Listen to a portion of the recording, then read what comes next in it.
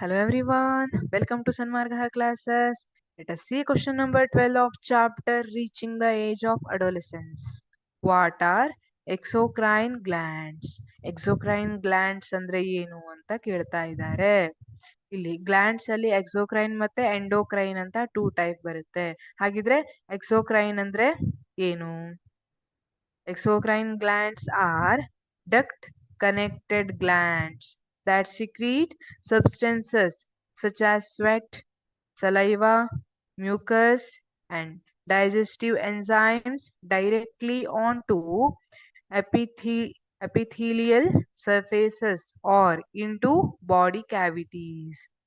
ಇಲ್ಲಿ exocrine glands ಏನಿದೆ ಅದಕ್ಕೆ ಡಕ್ಟ್ ಕನೆಕ್ಟ್ ಆಗಿರುತ್ತೆ. ಡಕ್ಟ್ ಅಂದ್ರೆ ಸ್ಮಾಲ್ ಟ್ಯೂಬ್ ತರ ಕನೆಕ್ಟ್ ಆಗಿರುತ್ತೆ ಅಂಡ್ ಅದು ಸೀಕ್ರೆಟ್ ಮಾಡಿರೋ ಸಬ್ಸ್ಟೆನ್ಸಸ್ ನ ಏನ್ ಮಾಡುತ್ತೆ, ಈ ಡಕ್ಟ್ ಯಾವ ಪ್ಲೇಸಿಗೆ ಹೋಗ್ಬೇಕಲ್ಲ ಅಲ್ಲಿ ಹೋಗಿ ರಿಲೀಸ್ ಮಾಡುತ್ತೆ. ಇಲ್ಲಿ ನೋಡಿ, exocrine glands are duct connected glands. ಇಲ್ಲಿ ಸಿಕ್ರೀಷನ್ ಆಗ್ತಿದೆ.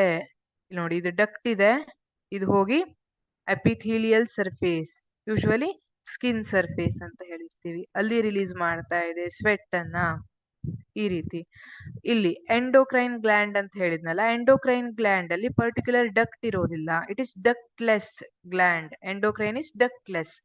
ಡೈರೆಕ್ಟ್ಲಿ ಅದು ಹಾಗಿದೆ ಹೇಗೆ ಒಂದ್ ಕಡೆಯಿಂದ ಮತ್ತೊಂದ್ ಕಡೆ ಸಾಗಿಸ್ತದೆ ಅಂದ್ರೆ, directly it secretes hormone into blood stream. Hormone ಅನ್ನ ಬ್ಲಡ್ ಸ್ಟ್ರೀಮಿಗೆ ಡೈರೆಕ್ಟ್ ಆಗಿ ಸಿಕ್ರೀಟ್ ಮಾಡ್ಬಿಡುತ್ತೆ. Blood stream through hormones body ಯಾವ್ಯಾವ ಪಾರ್ಟ್ಸಿಗೆ ಹೋಗ್ಬೇಕಲ್ಲ ಅಲ್ಲಿ ಹೋಗಿ ತಲುಪಿರುತ್ತೆ.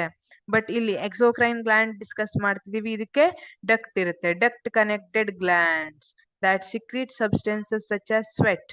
ಸ್ವೆಟ್ ಅಂದ್ರೆ ಗೊತ್ತು, ಬೆವರು.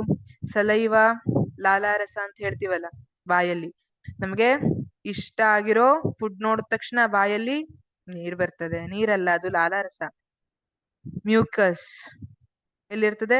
ಸ್ಟಮಕ್ ಅಲ್ಲಿ ಇರ್ತದೆ ಮ್ಯೂಕಸ್ ಅಲ್ವಾ, which protects stomach by hydrochloric acid. Hydrochloric acid ಇಂದ ಪ್ರೊಟೆಕ್ಟ್ ಮಾಡುವಂತದ್ದು ಮ್ಯೂಕಸ್ ಆಗಿರುತ್ತೆ. Digestive enzymes. ಡೈಜೆಸ್ಟಿವ್ ಎನ್ಸೈಮ್ಸ್ ನೀವು ನೆಕ್ಸ್ಟ್ 10th ಕ್ಲಾಸ್ ಅಲ್ಲಿ ಕಲಿತೀರಿ, ಯಾವ್ಯಾವ್ದು ಡೈಜೆಸ್ಟಿವ್ ಎನ್ಸೈಮ್ಸ್ ಇದಾವೆ ಅನ್ನೋದನ್ನ.